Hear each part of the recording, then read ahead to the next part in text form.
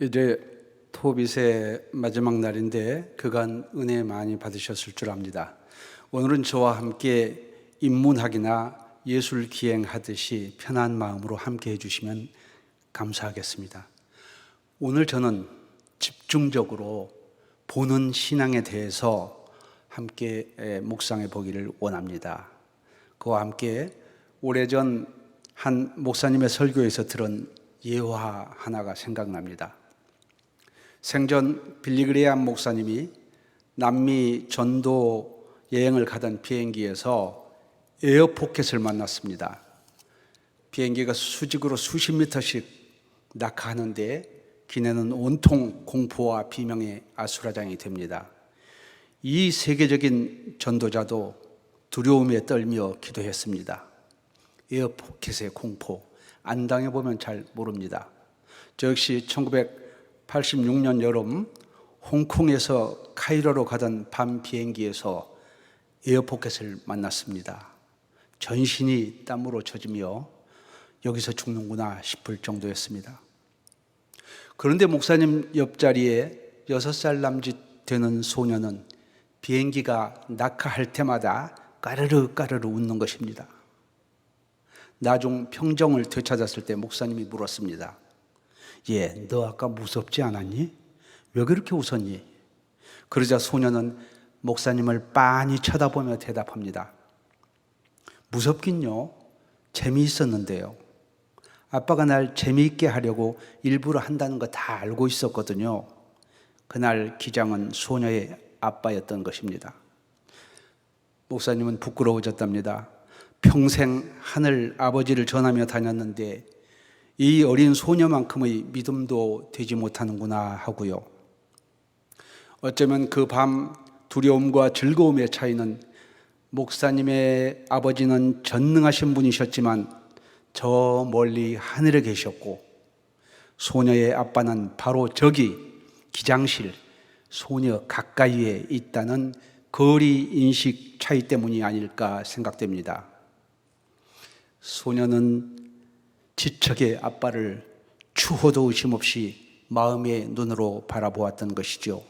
아빠가 저기 있는데 뭐가 무서워? 삶의 에어포켓을 만나서 외로움과 두려움과 고통의 시간이 계속될 때 우리는 가끔 하나님은 멀리 하늘에 계시고 나는 홀로 지상에 남아있는 듯 느껴질 때가 있습니다. 특히 갑자기 닥친 인생의 온갖 어둠과 두려움의 때일수록 에어포켓 만난 목사님처럼 기도하면서도 두려워할 수 있습니다. 그러나 소녀는 저만큼 있는 기장실의 아빠를 철저히 믿었던 것처럼 지척에서 나를 바라보시는 하나님을 우리도 의식한다면 상황은 달라질 것입니다. 믿음은 거리에 비례하는 것 같습니다. 제가 가장 좋아하는 성경의 구절이 있습니다. 여호와의 산에서 준비되리라. 이 구절은 눈을 들어 산을 보라는 말씀과 나의 도움이 어디서 올까라는 말씀과 서로 연결되어 있습니다. 도대체 이 캄캄한 절망의 밤, 한 발짝도 앞으로 뛸 수 없을 것 같은 어둠의 때에 과연 누가 나를 도울 수 있을까? 그 막막할 때에 문득 눈을 들어 바라보니 저기 저만큼의 거리에서 하나님이 나를 위해 준비하고 계신다는 것입니다. 여기서 눈 들어 보게 되는 산의 거리는 소녀에게는 아빠가 있는 기장실만큼의 거리입니다. 그만큼 구체적이고 생생합니다. 구체적이고 생생하게 눈에 보는 믿음을 갖게 되면 점점 현실로는 안 보여도 이제 마음의 눈으로 보며 믿는 단계로 올라갑니다. 이것을 우리는 비전이라 부르죠. 하나님은 비전의 하나님이십니다. 믿음은 바라는 것들의 실상이란 마음으로 바라며 생생하게 그리고 지속적으로 바라보면 그것이 현실로 나타난다는 약속의 비밀 말씀입니다. 여호와의 산에서 준비되리라. 특히 요즘같이 곤고한 날에는 무엇을 보고 있는가가 우리의 믿음의 양을 결정하는 것입니다. 저 같은 만년 믿음의 초보일수록 더욱 그렇습니다. 저는 어떤 상황과 처지에 있다 할지라도 여호와의 산에서 준비되리라. 이 말씀을 되뇌이면 주님께서 아주 가까이 계신 듯 안도하게 됩니다. 장래가 걱정되고 내일이 불안해질 때 삶이 에어포켓을 만나 캄캄한 어둠 속으로 곤두박질 치며 한 발짝도 앞으로 뗄 수 없는 절망감이 엄습할 때, 그리고 구원의 확신이 흔들릴 때 입술로 가만히 소리내어 여호와의 산에서 준비되리라 되뇌이며 하나님을 묵상해 보는 것입니다. 저희 집에서는 문 열면 관악산 봉우리가 보이는데 그 산을 보며 여호와의 산에서 준비되리라 중얼거리면 하나님의 임재가 아주 가까이 느껴집니다. 그야말로 소녀와 아빠가 있는 기장실의 거리입니다. 여호와의 산에서 준비되리라 3번쯤 조용히 이 말씀을 되뇌이면 대부분 두려움과 염려, 근심, 걱정의 검은 구름이 지나가고 햇살이 쫙 비치는 것 같은 경험을 여러 번 했습니다. 여러분도 저와 함께 여호와의 산에서 준비되리라 이 말씀을 가만히 소리내어서 한번 해보실까요? 시작. 여호와의 산에서 준비되리라. 다시 한번요. 여호와의 산에서 준비되리라. 그렇습니다. 이렇게 눈으로 보이는 장소성을 특정했을 때 주님의 임재는 더욱 구체성을 띱니다. 그러다가 점점 마음속의 형상으로 시각 이동을 하면 눈 감고 있어도 여호와의 산이 거기 생생하게 떠오릅니다. 제가 존경하는 원로 화가 선생님이 한 분 계시는데요. 올해 무려 104세이신가 105세가 되었습니다. 그분의 건강의 비결을 한번 여쭈어 본 적이 있었는데 이렇게 답변하셨습니다. 나는 평생 하나님 쪽을 바라보며 걸었습니다. 그분과 나는 마치 연과 연자와 같다는 생각을 했지요. 하나님의 연이 내가 잡고 있는 연자와 적절한 거리에서 보일 때는 만사가 여유로웠지만 검은 구름 속으로 연이 들어가 안 보이거나 내가 연자를 놓쳐버렸을 때는 늘 문제가 생겼어요.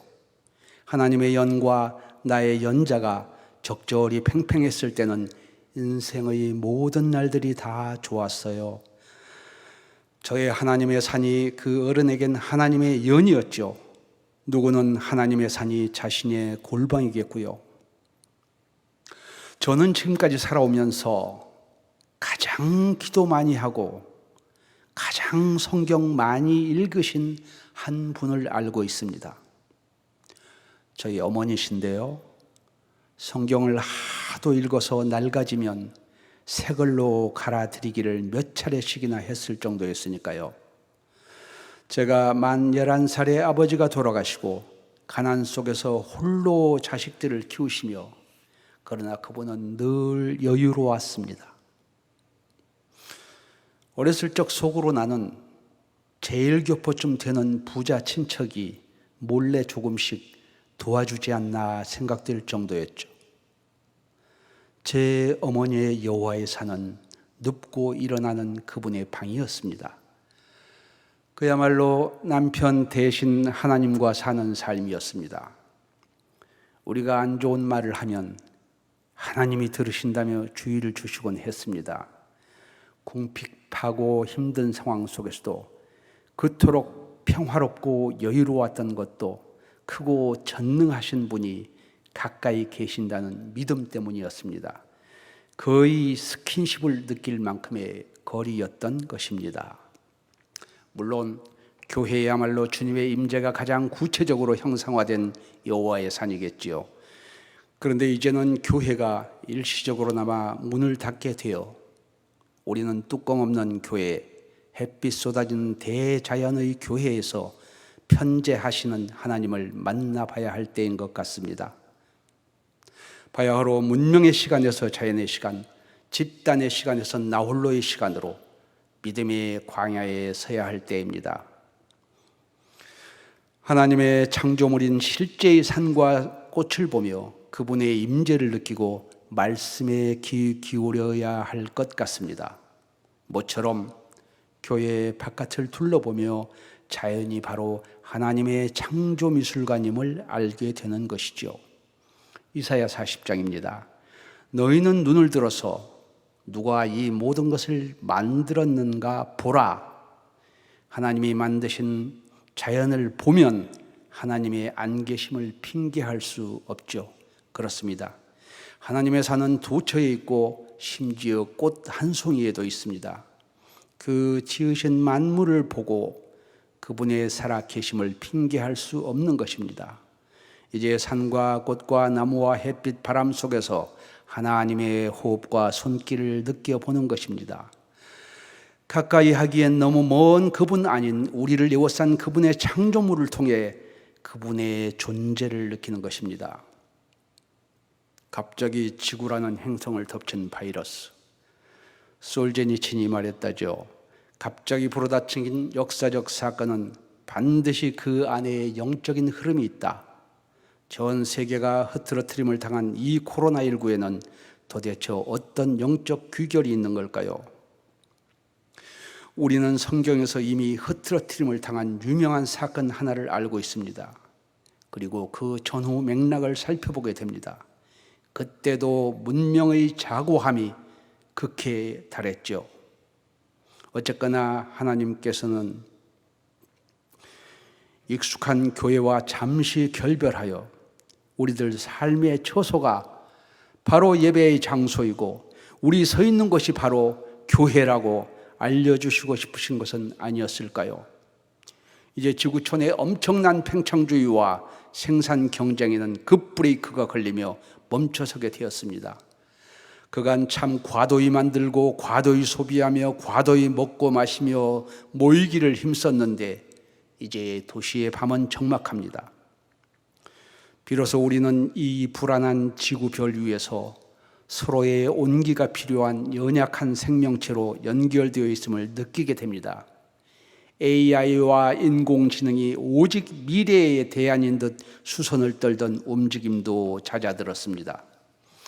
어떤 시인은 이렇게 썼더군요. 가벼운 만남으로 차 한잔 나누는 즐거움이 소소한 행복이었음을, 주고받던 수다가 세상 사는 재미였음을, 마주 손잡고 나누던 미소가 사람 사는 정이었음을, 배운 지 오랜 당신, 꽃보다 그리운 당신이라고요. 마음이 지진난 상태에서 각자의 손을 놓을 수밖에 없는데 가장 충격적인 것은 교회마저 봉쇄되었다는 점입니다. 그와 함께 제법 견고한 것으로 믿었던 우리의 삶의 터가 흔들리고 믿음 또한 함께 흔들리는 것을 느끼게 됩니다. 늘 공동체적 신앙생활에만 익숙하다가 당황스럽기만 합니다. 현대인의 여호와의 산인 교회가 봉쇄되면서 우리는 흩어져 저마다의 공간으로 돌아갈 수밖에 없게 되었고 목사님으로부터 떠먹여지던 말씀의 만나를 먹지 못하게 되니 별 수 없이 스스로 영적인 양식을 만들어 숟갈질을 해야 하는 처지에 이르게 된 것입니다. 예컨대 공동체 신앙에서 독학 신앙으로 훈련받게 된 것이지요. 문명의 시간에서 자연의 시간으로 돌아오게 되었습니다. 신앙생활이라는 것이 말씀을 직접 들음으로써 그리고 성도와의 교제 속에 있어야 안심인데 튕겨져 나온 것 같은 불안감이 듭니다. 만약에 솔제니친의 언급대로 교회 봉쇄에도 영적인 귀결이 있다면 하나님은 우리에게 어떤 말씀을 주시고 싶으셨던 걸까요? 모이기를 힘쓰라고 하신 그분의 처소로부터 반대로 흐트러트림을 당했으니까요. 어쩌면 이때를 내적 성찰의 시기, 자기 신앙 점검의 기회로 삼아서 하나님과 홀로 대면하는 코람데오를 체험한 후 다시 모였을 때는 보다 강성한 믿음의 집단이 되도록 반전의 기회를 주시는 것은 아닐지요. 어차피 마지막 날 우리는 정겨운 교우들과의 손을 놓고 심지어 가족들과도 떨어져서 절대 고독 속에서 단독자로 주님 앞에 서야 할 것이기에 이런 훈련도 필요할지 모릅니다. 제가 좋아하는 신학자 마이스터 에크하르트는 성도가 사람들의 시야로부터 멀어질 때 다시 말씀드립니다. 성도가 사람들의 시야로부터 멀어질 때 하나님과는 깊어진다. 그는 때때로 공동체로서뿐만 아니라 자아로부터도 벗어나야 영혼의 깊은 곳에서 하나님을 만날 수 있다. 그간 함께 모여 듣는 귀는 예민했지만 보는 눈에는, 특히 여호와의 산과 하나님의 창조 세계를 보는 눈은 소홀하였으니 이제 창조된 만물과 그 속에 깃든 여호와의 손과 호흡을 홀로 보고 느껴보라는 뜻은 아닐지요. 옛날 자연의 시간 속에서 눈으로 보고 느끼며 천천히 곡식처럼 익어난 신앙과 이 빠른 문명의 시간 속에서 지나치게 정물적으로 패스트푸드처럼 찍어나오는 체험 없이 듣기만 하는 신앙과를 저는 가끔 대비해 봅니다. 오늘날 지식적이고 육적인 믿음의 성장과 발육은 농경사회 때의 그것과는 비교할 수 없이 월등하겠지만 영적인 단단함에서도 그럴까 하고 전 가끔 생각해 봅니다. 어릴 적 저희 집 마당에 심은 옥수수가 연걸어가면 어머니는 누가 이렇게 열매 맺게 했느냐라고 저에게 물으시곤 했습니다. 저는 퉁명스럽게 하나님 하고 대답하곤 했지요. 보나마나 뻔한 이 답에 어머니는 흡족해 하시며 맞았다고 칭찬해 주시곤 했습니다. 훗날 제가 작은 성취라도 이루게 되면 옛날 그 어머니의 음성이 들려오는 것 같았습니다. 누가 내게 이것을 주셨느냐? 이와 함께 에피소드 하나가 생각납니다. 옛날 시골의 작은 교회에서의 일이라고 합니다. 가난한 시골 교회에서 따로 목사님을 청빙할 처지가 못 되어 새벽이면 낮에 농사짓던 장로님 한 분이 희미한 전깃불 아래에서 말씀을 전해야 했답니다. 어느 날 시편을 읽으며 여호와는 나의 목을 자르시니 내게 부족함이 없으리로다 했는데 모두들 아멘 했답니다. 그렇다. 하나님이 설령 나의 목을 자르신다 할지라도 나는 아멘 하리라는 믿음입니다. 물론 성경 보급이 지금처럼 활발하지 않았을 때의 이야기였겠지요. 그분들은 어려서부터 하늘이 햇빛을 주셔야 과일과 곡식이 익어가고 또한 비를 내려주셔야 우양이 풀을 뜯는다는 것을 몸으로 익혔던 것입니다. 그야말로 이슬 위에 옷이 젖듯 자연의 삶 속에서 주님 뜻대로 하소서의 믿음이 스며들었던 것입니다. 믿음은 들음에서 나는 것 맞습니다. 동시에 봄으로서 성장하고 기록으로 확정됩니다. 성경이 그렇게 되어 있으니까요. 보는 일, 쓰는 일이 듣는 일과 함께 할 때 믿음의 새 기둥이 세워질 것입니다. 특히 예수님 때의 교회란 자연 속의 교회였습니다. 주님은 지금과 같은 문명의 시간 아닌 자연의 시간 속에서 거의 늘 하나님의 창조물을 매개로 하여 그분의 섭리를 설명하셨습니다. 공중에 나는 새를 보아라. 들의 백합화를 보고 생각하여 보아라.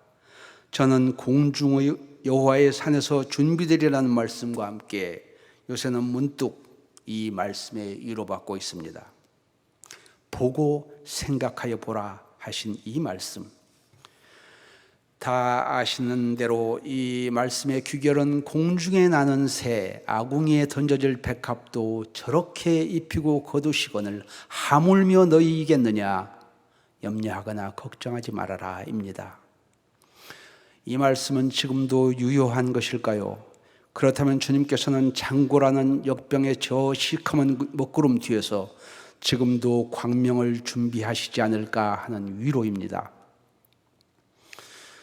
아니, 이런 때일수록 염려하지 않아야 되는 것 아닐까 하는 생각입니다. 이 구절을 제게로 투사하여 비추어 보면 이런 울림이 있습니다. 정말 답답하구나.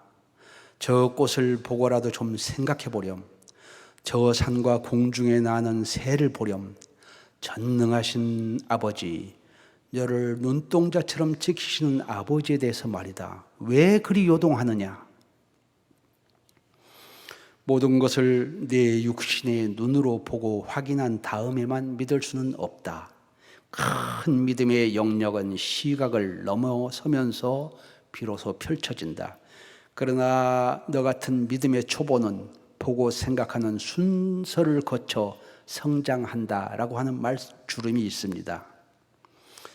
하나님의 섭리에 대해, 너와 그분과 연결된 보이지 않는 줄에 대해, 문명의 영적 규결에 대해, 삶과 죽음에 대해, 그리고 죽음 이후의 세계에 대해 우선 하나님의 창조물인 자연을 보고 좀 생각하여 보라는 뜻입니다. 그렇습니다. 이 귀한 새벽에 사실 저는 여러분과 함께 믿음 안에서 무엇을 보고 어떻게 볼 것인가의 문제를 잠시 나누고 싶어 오래 망설이다가 이 자리에 왔습니다. 시각 예술, 즉 보는 것이 제 전공 분야이기도 하고 사실 그것밖에는 별로 아는 게 없기 때문이기도 합니다. 하나님은 저 멀리 하늘에서만 계시지 않고 바로 저기 저 산, 여기 꽃 한 송이에도 실존으로 계신다는 것을 나누고 싶었습니다. 본디 우리 기독교는 시각 언어인 비주얼 랭귀지와 문자 언어인 버벌 랭귀지가 함께 동원되면서 복음 전파가 시작됩니다. 한때 미켈란젤로와 레오나르도 다빈치 같은 영적이며 뛰어난 예술가가 이 시각 언어의 길 안내자 역할을 하기도 했지요. 하지만 오직 성경, 오직 말씀의 프로테스탄트는 시각적 요소에 대해 금욕적이었습니다. 예술이 교회에 들어오는 것에 좀 거부감을 가지고 있었습니다. 예술이라는 이름으로 중구난방 들어와 성전을 어지럽게 할 듯한 약간의 두려움마저 있습니다. 영성과 예술성이 함께 어우러지는 감동적 예술품을 만나기 극히 어려운 것도 사실이고요. 더구나 자연과도 차단되어 있습니다.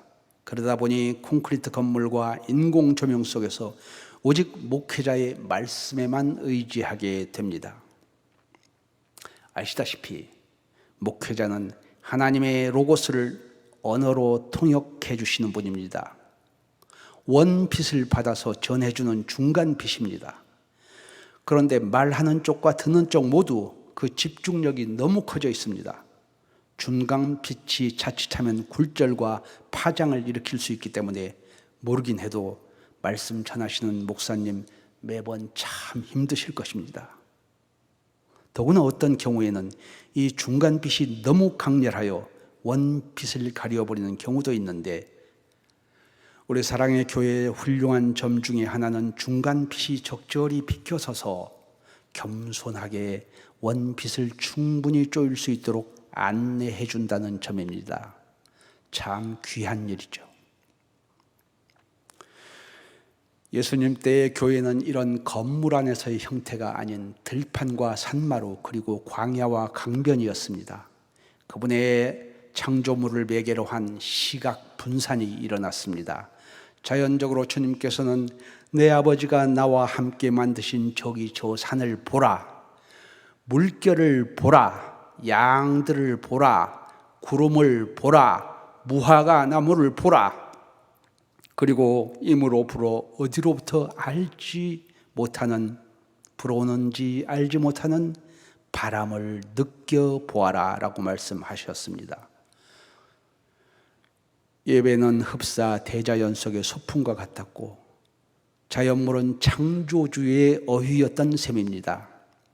그분이 만드신 것들을 가리키며 그것들을 함께 감상하고 그 속의 뜻을 헤아리며 창조주에 대하여 생각해 보라고 권유하시는 것입니다. 그 전능하신 분과 나와의 관계에 대해 생각해 보라는 것입니다. 나의 부정한 입술의 기도가 아버지의 보좌에 이르는 그 놀라운 섭리, 우주를 움직이는 감격을 체험해 보라는 것입니다. 검은 동토에 지난 겨울 흙 속에서 봄에 피우실 연두색 생명체를 준비하시는 그 놀라운 창조와 부활의 섭리에 대해서 생각해 보라는 것입니다. 보고 생각해 보라는 것입니다. 부서지고 망가진 내 육체도 다시 만져주실 것을 기대해 보라는 것입니다. 코로나의 검은 구름 뒤에서 곧 환한 광명의 햇살을 준비해 주시리라는 것을 기대해 보라는 것입니다. 보고 생각하여 보라는 것입니다. 천지가 어둡게 내리는 흙비로 가득한데 그 속에서 저렇게 기적처럼 환하게 피는 꽃에 대해서 역전과 반전의 하나님을 기대해 보라는 것입니다. 보고 생각하고 감동해 보라는 것입니다. 눈을 들어 산을 보고 생각해 보라는 것입니다. 나의 도움이 어디서 올지 여호와의 산을 보고 생각해 보라는 것입니다. 역병이 장굴할 때 장대에 높이 달린 노뱀을 보고 생각해 보라는 것입니다. 상황이 심각하고 천지가 어두울 때 눈들어 우리를 보시는 하나님을 느끼며 그분께서 언제나 나와 함께 하신다는 생각을 붙잡으라는 것입니다. 주님의 현존을 주님이 만드신 창조물과 운행하는 자연을 보고 묵상해 보라는 것입니다. 연약한 인간은 우선 보아야 안심이 됩니다. 아기는 엄마를 보고 있을 때라야 행복합니다. 6살 소녀는 저기 저 기장실에 아빠가 있다는 사실로 비행기가 요동쳐도 오히려 즐거워했습니다. 인간은 공간 공포가 있기 때문에 너무 멀고 아득하면 실존적 두려움과 외로움을 느낍니다. 시각이 닿는 부분까지라야 안심하게 됩니다. 평소엔 신앙생활 잘 하던 분들도 인생의 에어포켓을 만나면 마치 하나님이 안 계신 듯 혼이 나가고 패닉 상태로 되는 것 가끔 보게 됩니다. 대체로 저도 그런 쪽이어서 어머니 살아생전 참 야단을 많이 맞았습니다. 너의 하나님은 어디 계시냐? 어머니의 책망의 말씀이 지금도 귀에 쟁쟁합니다. 다시 말씀드립니다. 믿음은 시각과 함께 갑니다. 들음에서 나는 것 맞지만 오늘날처럼 교회가 문 닫고 들려오는 메시지가 희미해지면 들음만 의지해서는 안 됩니다. 직접 보고 들리지 않는 소리를 붙잡아 들어야 합니다. 인간이 이렇게 시각에 의지하여 추론하고 상상하는 나약한 존재라는 사실을 알고 계셨기에 하나님께서는 언어로 아브라함에게 자손을 약속하셨지만 다시 못 믿어오셔서 밖으로 데려가셔서 굳이 밤하늘의 별을 보여주시며 알겠냐? 내 후손이 저와 같으리라 하셨던 것입니다. 그리고 다시 너 있는 곳에서 동서남북을 바라보라 하시며 내 소유가 내 눈이 닿는 거기까지 이르리라고 하셨던 것입니다. 시각의 비전화, 눈앞의 시각적 기초로 결과를 마음에 그리는 것입니다. 흉중선승, 마음에 미리 승리한다. 이후 출정, 이후의 싸움터에 나간다. 즉 마음에 미리 이긴 다음 전투에 나가 실제 이긴다. 이순신 장군의 23전 23승의 비결입니다. 우리가 비전에 약하기 때문에 하나님께서는 종종 그들을 네 손에 붙이리라 라고 승리의 결과를 마음에 그리도록 예시해 주셨습니다. 이처럼 우리는 시각적으로 연약한 존재입니다. 여러분, 우리 모두는 그것을 인정하셔야 됩니다. 심지어 순교자 스데반의 의연하고 영웅적인 최후도 그가 절제절명의 순간에 하늘을 우러러 하나님의 영광을 보았고 하나님의 우편에 앉아 계시던 예수님께서 벌떡 일어서시는 모습을 본 순간 더 담대해지지 않았을까 싶습니다. 주님께서는 스데반 순교에 차마 앉아 계실 수 없어서 그렇게 벌떡 일어서시지 않았을까 상상해 봅니다. 옛날 저도 저희 집 아이들의 유치원 운동회에 갔을 때 달리기를 하는 아이를 보며 저도 모르게 벌떡 일어섰습니다. 이 코로나 장고의 시기에도 주님은 어쩌면 서 계실지 모르겠습니다. 일어서신 주님께서 우리를 주목하여 보시기만 하면 상황은 끝입니다. 스데반 역시 서 계신 예수께서 본인을 주목한다는 사실을 영안으로 보고 의연히 죽음의 길로 걸어갔던 것입니다. 그리고 그 길 끝에서 빛이 쏟아지는 문이 열려 그분 가까이로 갈 수 있다고 생각했던 것입니다. 그렇습니다. 죽음은 문이 아니고 벽이 아니고 문이며 그 문을 통과했을 때 빛이 쏟아지는 하나님의 나라에 갈 수 있다는 믿음이었을 것입니다. 광야의 노뱀 사건, 다른 언급이 없습니다. 본즉 살리라입니다. 불뱀을 보면 죽음의 재앙이요 공중에 달려온 노뱀을 보면 치유와 생명입니다. 그러고 보면 우리가 간구하는 시각적 선택이 생명의 문제로도 귀결된다는 것을 알 수 있게 되는데, 이는 그야말로 소름 끼칠 일입니다. 우리는 대체로 무엇을 먹일까에는 민감하지만 무엇을 볼 것인가에는 무심하기 때문입니다. 물론 보는 데에는 하나님이 주시는 비전도 있지만 사악하고 나쁜 비전도 있습니다. 나쁜 것을 많이 보면 나쁜 비전이 생깁니다. 9.11을 일으킨 사람들도 끊임없이 악한 비전이지만 흉중선성을 훈련하여 그 비전을 그대로 실천했지 않았을까 상상해 봅니다. 따라서 신앙생활에 있어서 제대로 보고 잘 보는 일이야말로 듣는 일 못지않게 실로 엄청나게 중요한 일임을 알 수 있습니다. 처음엔 건성건성 보며 아이들이나 남노한 사람들이 주님 곁에 오는 것을 달가워하지 않았던 제자들도 나중엔 스승의 보시는 법을 배워 역사를 일으킵니다. 베드로가 걷지 못한 병자를 주목하여 본 후 비로소 입술로 명하고 그 다음 손잡아 일으키니 역사가 일어났죠. 주목하여 본다는 것은 대상과 배경을 그냥 두루뭉실 일별한다는 것이 아닙니다. 사랑과 안쓰러운 마음으로 깊이 응시하는 것입니다. 주께서는 우리 한 사람 한 사람을 주목하고 응시하여 보십니다.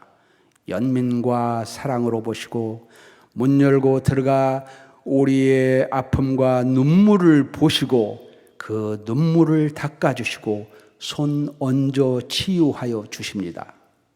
이렇게 협력해서 선을 이루시는 주님께서는 오늘 교회의 문 닫아 교회를 살리시는 역사를 하시고 계십니다.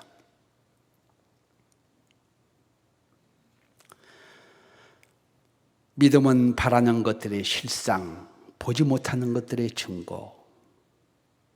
보는 것이 바로 상상력의 기초임을 알려주는 말씀입니다. 다시 말씀드리지만 바라본다는 것은 바라며 본다는 것입니다. 마음도 눈이 가는 그 방향 따라 움직입니다.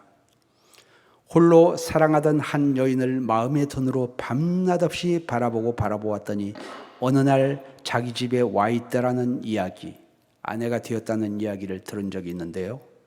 믿음은 이렇게 바라는 것들이 실제로 이루어지는 일입니다.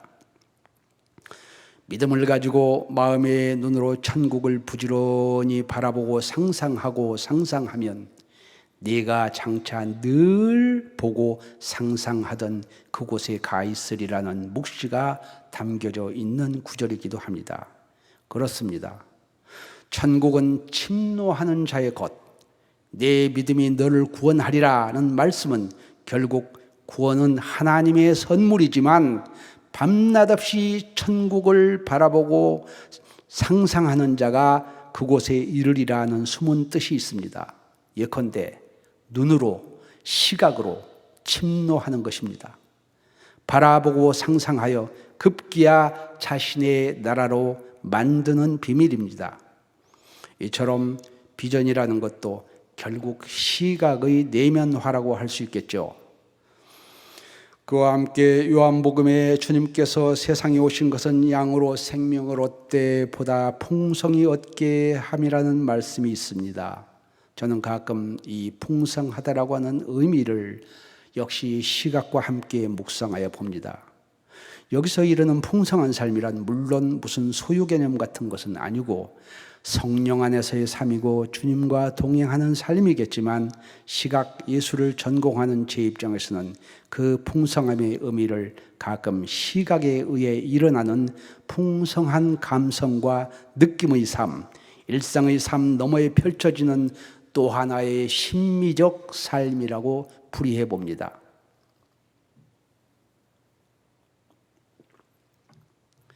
풍성한 삶이란 하나님의 창조 세계에 대해 주목하며 느끼는 풍부한 공감 능력입니다.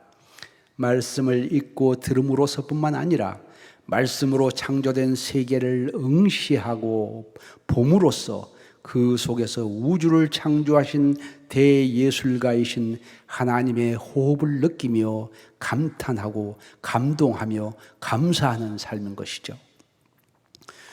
이처럼 교회 밖 세상에는 눈을 감아버리고 하나님의 대자연에도 무감동한 채 교회 안에서 우리끼리만 아멘 할렐루야 한다면 메마른 신앙이 되기 쉬울 것입니다. 하나님께서 잠시 교회들의 방학을 주신 이유를 이제 우리는 짐작할 듯 싶습니다. 다시 말씀드립니다. 이 교회 방학 동안 가까운 곳부터 들러보며 대자연을 빚으신 하나님의 솜씨를 느끼고 마음으로 찬양해보고 가끔은 기록해보면 좋겠습니다. 그렇습니다. 은혜도 사랑도 용서도 눈 닿는 가까운 데서부터 멀리까지가 순서인 것 같습니다. 선생을 오래 하다 보니까 말이 좀 길어져서 죄송합니다. 좀 다른 이야기입니다만 얼마 전 우목사님을 제 행사에 축사 좀 해주십사 하고 초청을 해놓고 40분 늦었습니다. 목사님 아닌 제가요. 화가 많이 나셨겠구나 하며 행사장에 들어섰더니 평소 모습처럼 환하게 웃어주세요. 이때 문득 용서받는 것 참 기분 좋은 것이구나 하는 생각을 했습니다. 그러다 다시 문득 생각했죠. 40분 용서받은 것은 기쁘고 평생의 죄를 사함받은 골고다의 주님 보혈에 대해서는 둔감했구나 하고요. 하지만 그게 인간입니다. 아니 저입니다. 그러기에 하나님께서는 사람의 시간과 하나님의 시간, 인간의 공간과 하나님의 공간을 뛰어넘을 수 있는 기가 막힌 비밀의 공식 하나를 또 다른 선물로 우리에게 주셨습니다. 너희 중에 두세 사람이 합심하여 기도하면 들으신다는 공식, 땅에서 매면 하늘에서도 매고 땅에서 풀면 하늘에서도 풀린다는 공식, 목마른 자에게 물 한 잔을 주면 그것이 바로 주님께 드리는 것이라는 공식, 죄 지은 가까운 이를 용서해 주면 우리 죄도 용서받는다는 공식, 모두 다 눈에 보일 만한 거리의 공식입니다. 눈에 보일 만한 거리의 자연과 사람을 우선 사랑하고 용서하라는 메시지죠. 그러니 하나님이 인생들에게 베풀어 놓으신 이 눈앞의 아름다움에도 둔감하면 장차 빛 쏟아지는 그 나라의 황홀경을 어찌 감당하겠느냐는 것이죠. 대개 천국에 대해서 정의하라면 많은 사람들이 우선 눈부시게 아름다운 곳일 거라고 상상합니다. 가까운 창조 세계에 대한 감동 훈련은 장차 만날 그 놀라운 세계를 위해서도 필요합니다. 이렇게 우리 사는 지상의 아름다움과 천국의 아름다움은 시각으로 연결되어 있는 것입니다. 여행담을 좀 말씀드리겠습니다. 제가 워낙 세계의 여러 곳을 많이 다닌 이력이 있거든요. 언젠가 이태리 아말피 코스트의 포치아노와 라벨라라는 곳에 머무르면서는 그 압도적이고 초현실적인 전경 앞에서 창세기의 첫 장이 열리는 듯한 감동을 받았습니다. 고전 미술품들이 우주를 창조하신 하나님의 영성의 의지에 인간들이 상상력에 의해 창작 세계를 펼친 것들이었다면 제가 머물렀던 곳들의 초현실적인 절경들이야말로 창조주께서 직접 주물러 만들어 놓으신 창조 세계의 아주 작은 한 부분의 예술을 본 것이라 할 것입니다. 저는 천국이란 저런 압도적 아름다운 상태의 연속이겠구나 하는 생각, 저런 세계 속에서 육체의 한계를 벗어버린 새로운 영화된 육체가 생각의 속도로 이동하겠지 하며 제 삶이 아침 저녁 할 것 없이 이 도회지에서는 상상할 수도 없이 풍성하게 부풀어 오르는 것을 느낄 수 있었습니다. 풍성한 삶입니다.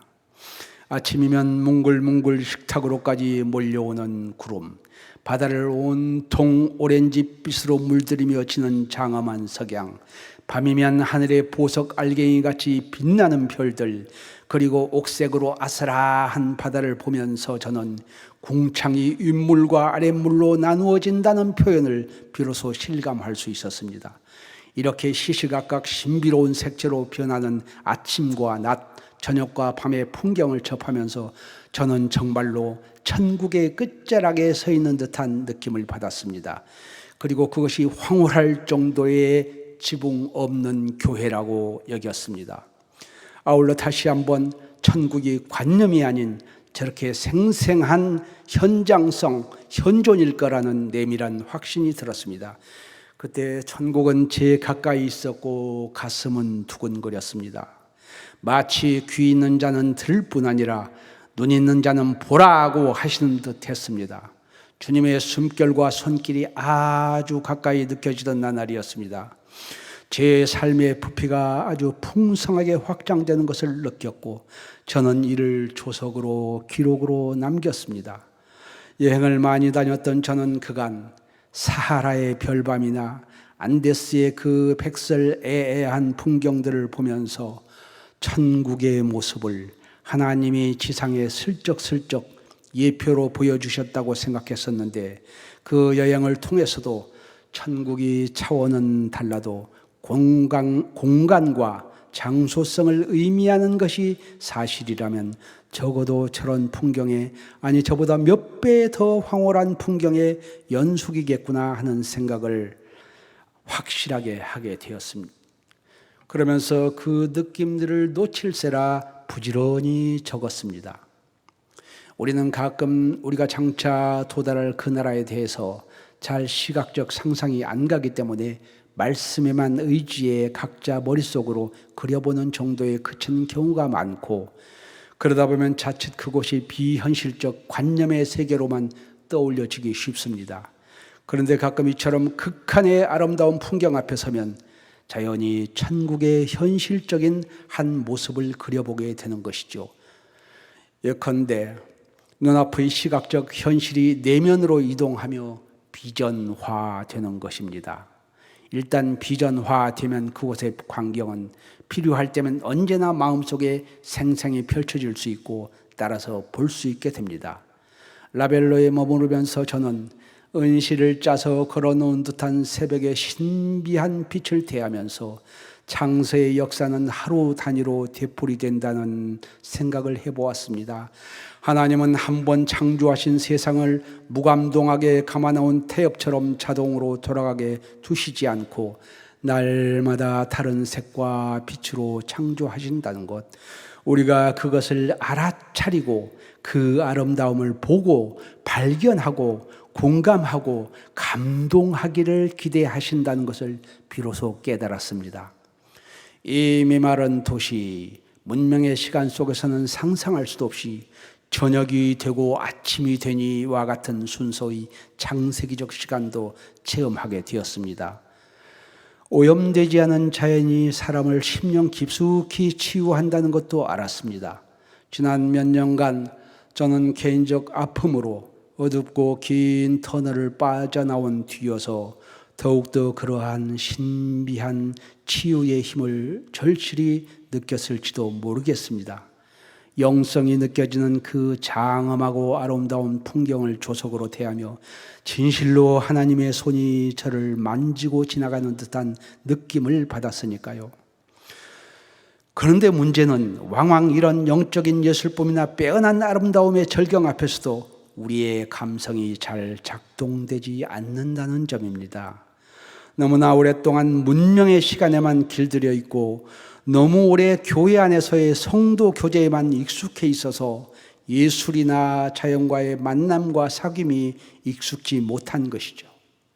그래서 신앙이 아주 좋다는 분들 중에서도 감동 없는 무심한 눈길로 사진 몇 번 찍고 지나버리기 일쑤입니다. 이렇게 되면 그야말로 우리의 풍성한 삶에 아무것도 기여할 수 없는 것이죠.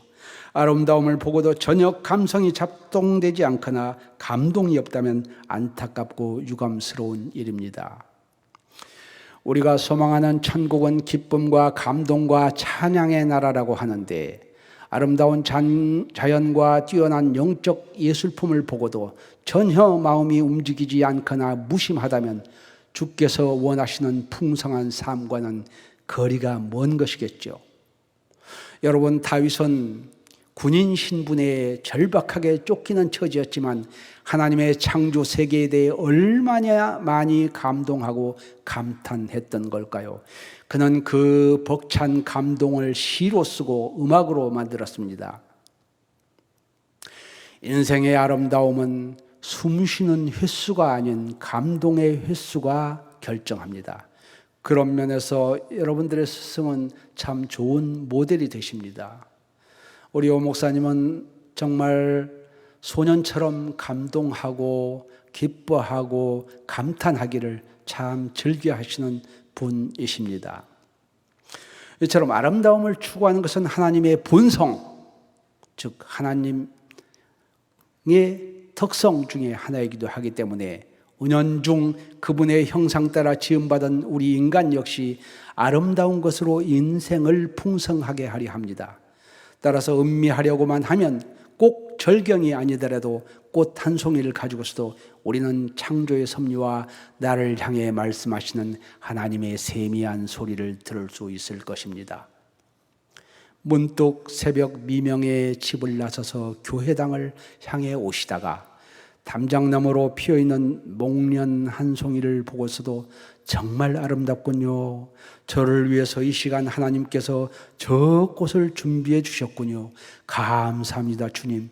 하신다면 그것이 바로 기도요, 찬양이 될 수 있지 않을까 생각합니다.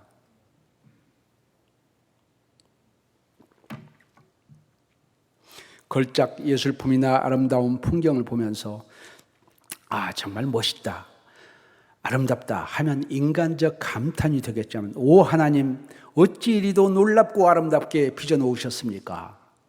지난 겨울에 그 추위와 얼어붙은 동토를 밀고 저 노란 생명의 꽃이 피어나는 이 기적을 제게 보여주시니 감사합니다. 찢기고 상처난 제 마음밭에서도 감사와 기쁨의 꽃이 저렇게 피어날 수 있도록 하여 주소서 하신다면 이것이 기도이고 찬송일 것입니다. 주께서 약속하신 풍성한 삶의 시작입니다. 꼭 성전에 와서 프로그램 따라 드리는 기도와 찬양만을 하나님이 받으시는 걸까요? 하나님의 창조 사역을 보면 창조하신 다음 반드시 보시고 평가하셨다는 것을 알게 됩니다. 우리가 다 아시는 대로 우주와 만물을 지으신 다음 차례로 보시기에 좋다고 하셨습니다. 인간 창조까지를 완료하신 후에는 보시기에 심히 좋다고 하셨을 만큼 격한 표현을 쓰시기도 하셨습니다.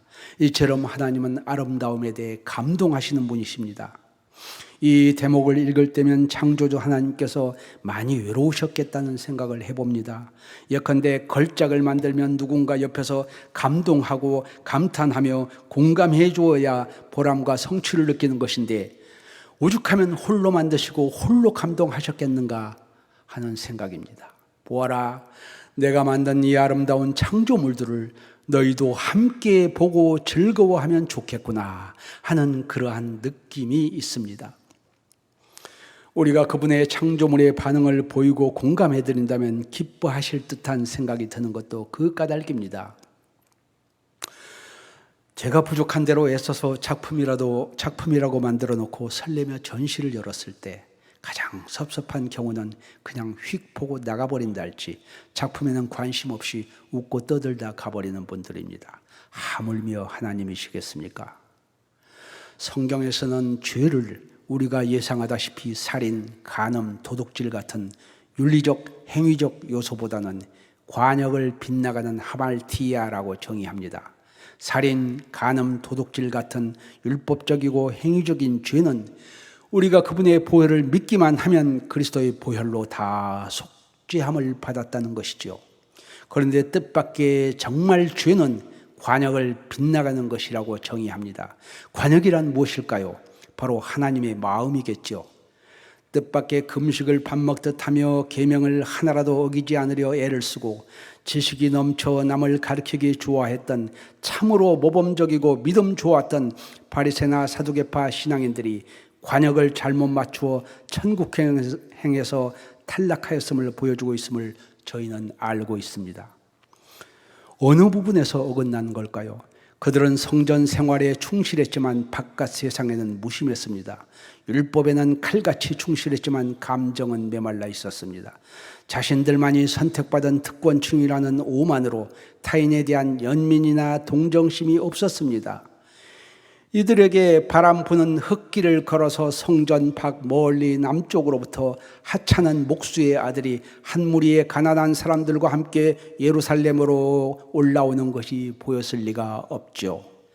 그렇다면 관역을 제대로 마치기 위해서는 도대체 어떻게 해야 될까요? 첫째로 하나님의 의도를 살펴보는 것 아닐까 생각합니다. 하나님은 도대체 왜 이토록 아름답게 만물을 창조하셨을까? 보고 생각해 보는 것입니다.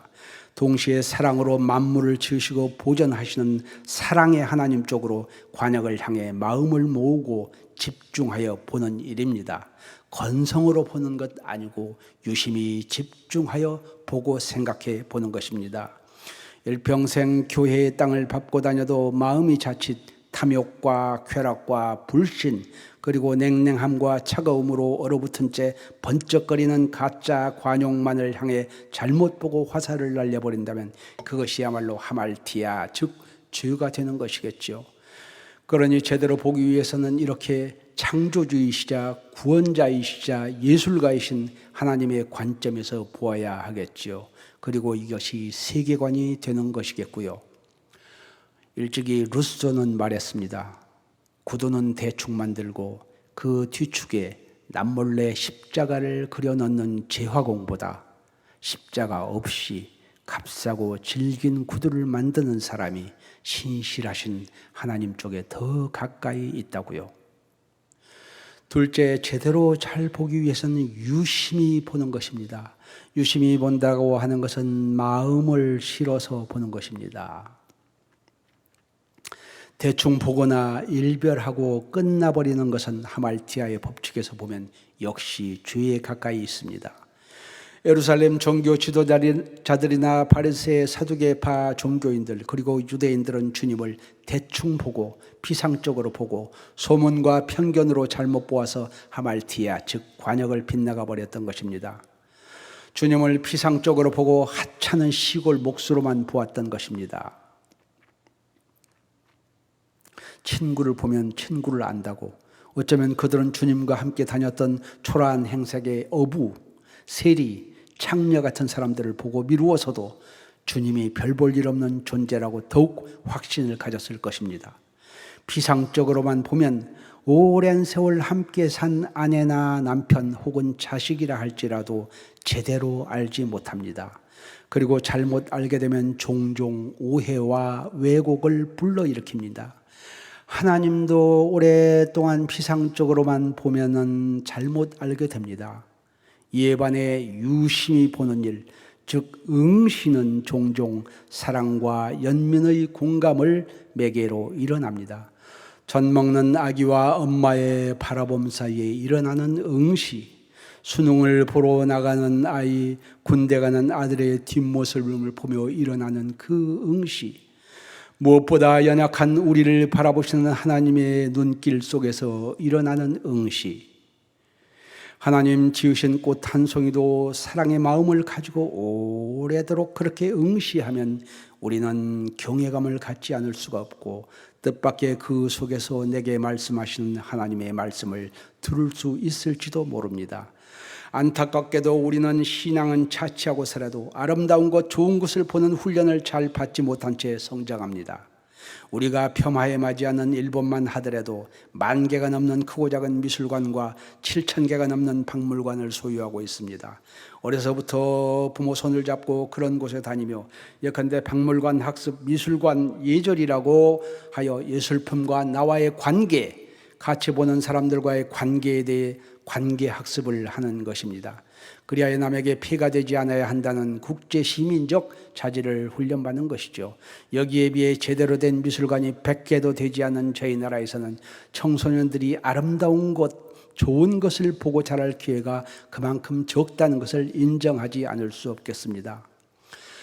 여러분, 교육심리학에서는 사람이 3세, 7세, 13세 이전까지 어떤 환경에서 자라며 어떤 언어로 양육받고 무엇을 보고 먹고 했는가가 평생을 좌우한다고 되어 있답니다.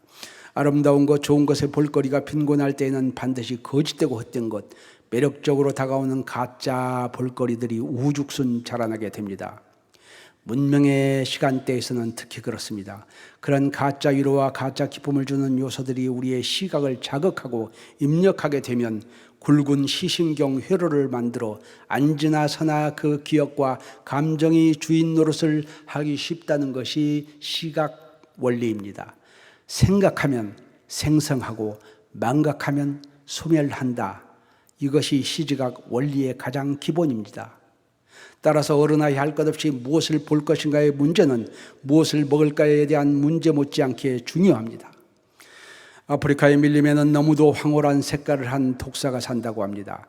그 색이 너무도 화려하고 황홀해서 그 독사가 고개를 들고 가만히만 있으면 그것을 바라본 새들이 최면에 걸린 듯 스스로 걸어와 잡아 먹혀버린다는 것이죠. 오늘날 자연의 시간이 사라지고 도시와 문명의 시간으로 채워진 세대에서는 참으로 밀림의 맹독을 지닌 독사 같은 너무도 화려하고 번쩍거리며 보암직하고 탐스럽고 먹을 만한 볼거리들로 가득합니다. 이런 면에서 우리들의 차세대 그리고 그 후속 세대의 신앙에 대한 계대의 성패의 여부는 보는 일과 그것에 기초한 상상력의 싸움이라고 할 수 있겠습니다. 모두에 말씀드린 그 빌리그레암 목사님의 타셨던 비행기의 승객들은 목사님과 소녀 정도를 빼고서는 아마 그 밤에 어둠과 절망을 바라보며 비명을 질렀을 것입니다. 아프리카의 뱀에 먹히듯 우리 삶에서 어둠과 두려움을 바라보면 그것에 먹혀버리고 맙니다. 바라보면 생성되고 망각하면 소멸합니다. 잘 보기 위해서는 또한 그 기저의 사랑과 연민을 가지고 보는 것이 중요합니다. 연약한 사람, 병든 사람, 가난한 사람을 스쳐 지나가거나 냉담하게 보지 않고 비록 손을 내밀진 못하더라도 동정하는 마음, 따뜻한 마음, 응원하는 눈길로 보는 것입니다. 물론 손을 내민다면 더 좋은 일이겠고요. 성경 어디에도 지옥에 온 부자가 윤리적 죄를 저질러 그곳에 왔다는 기록이 없습니다. 마찬가지로 부자에서 왔다는 기록도 없습니다. 다만 문간에서 동냥하던 거지를 주목하여 측은히 보았다거나 작은 것이라도 나누었다는 흔적이 없다는 대목을 우리는 유추할 수 있을 뿐입니다. 예루살렘의 종교 지도자들에게는 안타깝게도 선민의식은 충만했지만 긍휼과 연문의 마음이 메말라 있었습니다. 하나님은 사랑이라 하셨는데 하말티아, 즉 사랑이 없는 종교적 권위로만 회칠한 무덤같이 치장했던 것이죠. 마지막으로 관역을 잘 보기 위해서는 역설적이지만 메멘토 모리, 즉 죽음을 전제로 하고 보는 일입니다. 언젠가 이 육신의 눈이 그 보는 눈을 다 하고 감기울 때가 있으리라는 것을 전제로 하고 본다면 대충 볼 수 없습니다. 옛날에 저희 어머니는 햇살이 좋은 날이면 창밖을 보시면서 참 떠나기 좋은 날이구나, 이런 날 부르시면 좋겠다고 얘기하시곤 하셨습니다. 지금까지 살아오면서 가장 아름다운 장례식 하나를 기억하고 있는데요, 바로 저희 어머님의 장례식이셨습니다. 작은 시의 교회 마당에 포장을 치고 이제 운집하여서 그분이 평생 다니던 교회 성가대가 다 오셔서 은은한 코러스 속에 장례식이 진행되었는데 마음속으로도 육신의 끝이 아니고 이제 어머니가 빛이 쏟아지는 그 나라로 가시는구나 하는 느낌이 들었습니다. 저 멀리 폭우가 엄청나게 쏟아지는데 놀랍게도 장례식장에는 환한 햇살이 가득 비추는 이런 일들도 일어났습니다.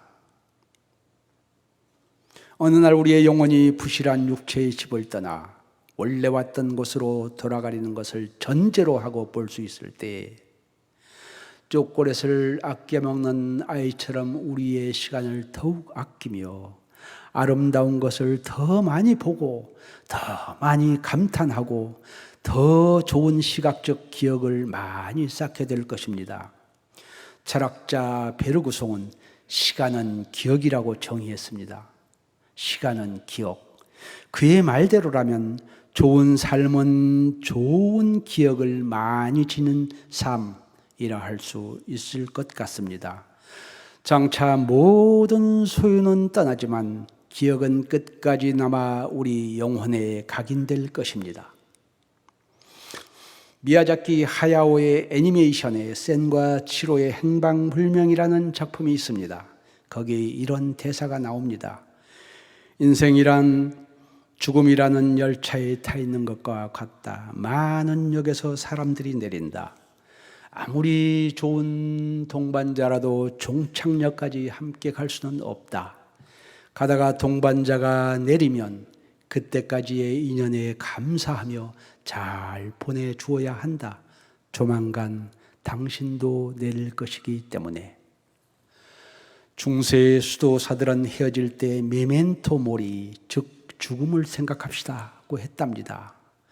이번 만남이 마지막일 것처럼 만나고 이번 만남이 마지막일 것처럼 사랑하고 이번 눈으로 보는 저 아름다운 풍경이 지상에서 마지막 보는 풍경일 것처럼 사랑해야 된다는 뜻이 담겨있는 인사입니다.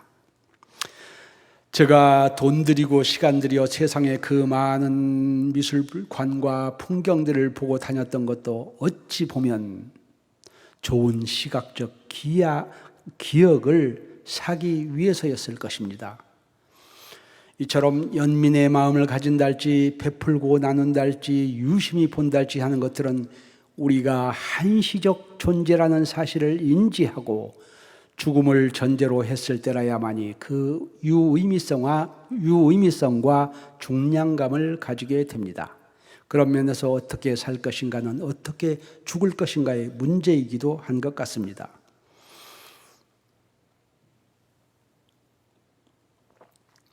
말이 좀 길어 죄송합니다. 마지막으로 풍성한 삶의 완결은 기록에 있습니다. 보고 듣고 느낀 바를 기록하는 것입니다. 기록은 힘이 셉니다. 앞으로 전 분야 전 영역에서 글을 잘 쓰는 자가 강자가 되고 득세하리라고 미래학자들은 예견합니다. 기록만이 기억을 강화시킵니다.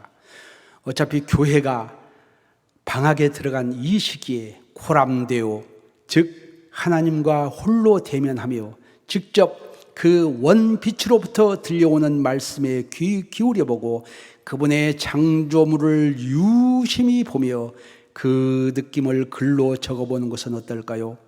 좋은 말씀을 듣기만 하는 수동적이고 수평적 신앙에서 듣고 보고 느낀 것을 기록하는 주도적이며 입체적인 신앙으로 펼쳐가 보는 것이죠.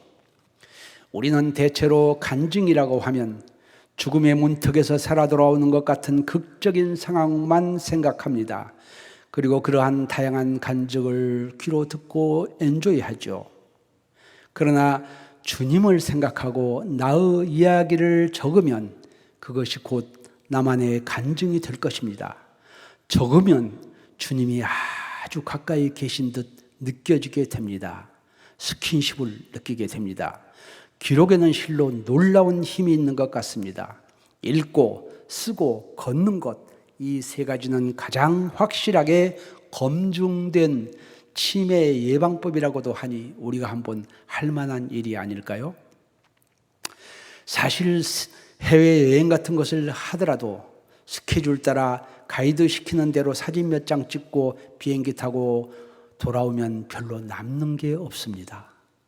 그러나 여행 매 저녁에 숙소에 돌아와 그날 보았던 풍경과 사람들 그리고 느낌에 대해서 기록하면 그곳은 정신적인 자기 땅이 되는 것입니다. 기록은 이렇게 우리의 삶을 풍성하게 해줍니다. 성경은 하나님이 인간을 향하신 거대한 사랑과 약속의 서신이라 할 수 있습니다. 그분이 글로 주셨으니 우리도 때로 글로 답해드리면 어떨까요? 교회의 봉수에 실로 생각지도 못한 일이 일어났습니다. 주님이 우리에게 진정하시고 싶었던 말씀이 있으신 걸까요? 늘 다중의 무리 속에서만 말고 가끔은 나는 너를 홀로 만나고 싶구나. 늘 뚜껑 있는 예배당에서만 말고 내가 만든 파란 하늘의 지붕과 햇빛 쏟아지는 대지로 나아가 보지 않겠니? 사랑하는 나의 사람아, 그렇게 하여 천지를 둘러보고 그 속에 너에게 숨겨둔 나의 낱말들을 찾아보면 좋겠구나. 그리고 기록해보렴. 내일 새벽은 너희 집 뜰의 꽃 한 송이를 피워놓을 테니 그곳을 유심히 보렴. 거기 살아 숨쉬는 나의 호흡이 있을 것이다. 모레쯤은 한강의 저녁 노을 속에서 이 다음 주 어느 날은 남산의 숲길에서 나는 너를 만날지 모르겠구나. 혹은 지하도 입구의 거린의 모습으로 너를 만날지도 모르겠어. 너는 내 손의 선물을 바라보지만 나는 너를 바라본다. 너의 관심은 나의 축복이지만 나의 관심은 바로 너란다.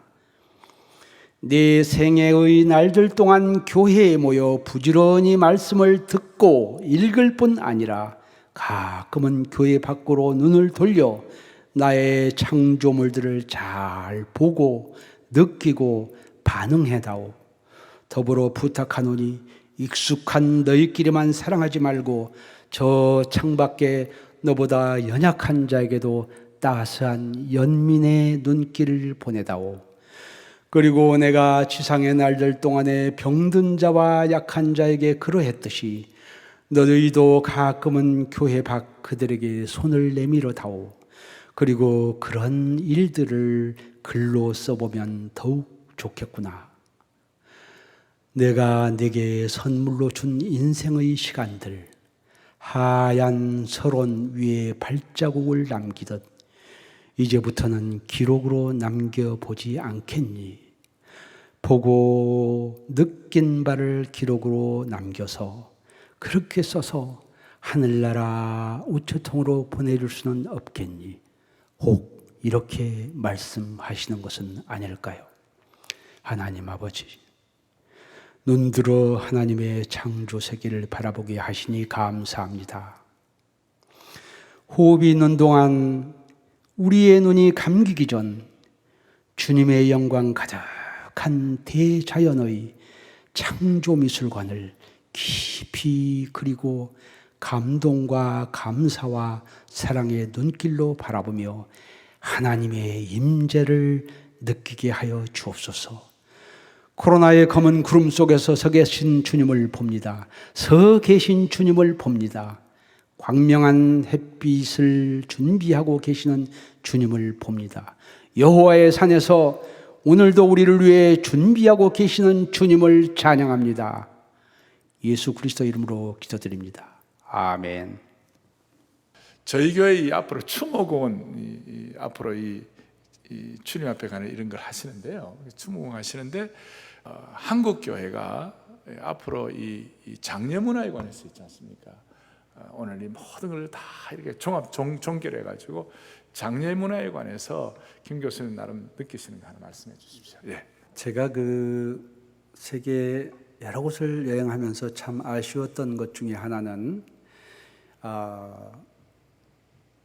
우리나라의 장례 문화였습니다. 예컨대 교회들은 많지만 이 교회가 모두 다 산자를 위한 교회이고요. 우리가 결국 이 간이역 같은 지상을 떠나서 우리의 본향으로 언젠가 돌아가야 될 터인데 육신은 땅에 부활의 때까지 이제 재가 되어 있겠지만 그 육신을 정말 아름다운 묘원으로 뚜껑 없는 교회로 대자연 속에 이제 교우들과 함께 하여서 그것이 예배와 찬송의 장소가 됐으면 좋겠다. 한국교회에게 그것이 하나의 그 미션이 아닐까 이런 생각을 많이 했던 거가요. 기독교 전통이 오래되었던 서구는 물론이고 기독교인이 거의 없는 일본만 하더라도 장묘 문화가 평탄묘에 그 굉장히 아름다운 이런 그 묘원들을 많이 하고 있는 것을 보면서 굉장히 아쉬움을 느꼈습니다. 예컨대 우리가 이 교회 생활을 열심히 하다가 마지막 날 하나님께서 우리를 부르시면은 지상에 남겨지는 그 육체, 흙이 될 그 육체를 어떻게 할 것인가의 문제. 누구는 선산으로 가고 또 뭐 어쩔 수 없이 좀 드라이하지만 많이 납골당을 찾고 그냥 각자 흩어져 버린단 말이죠. 그런데 이렇게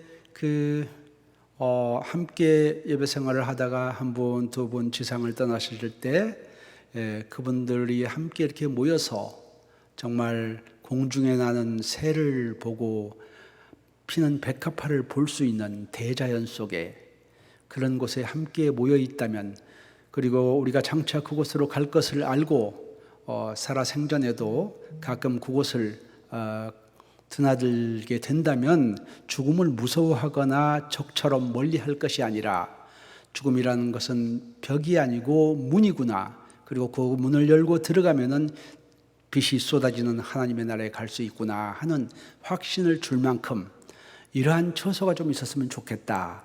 이런 생각을 하게 됐습니다. 저는 개인적으로 이토록 아름답고 훌륭한 성전을 하나님께 바친 분들이라면 또 하나의 성전을 지을 수도 있겠다. 그러나 그 성전은 죽은 자를 위한 성전이고 죽음이 무섭거나 피해야 될 것이 아니라 그곳이 하나의 예배의 처소가 되어서 이제 성전을 육체가 떠나게 되면은 그곳에 봉안을 해서 가족과 후손들이 함께 그곳을 드나들고 또 차례로 그곳으로 옮겨가고 이렇게 하면 얼마나 좋겠는가 이런 생각을 늘 해봤습니다.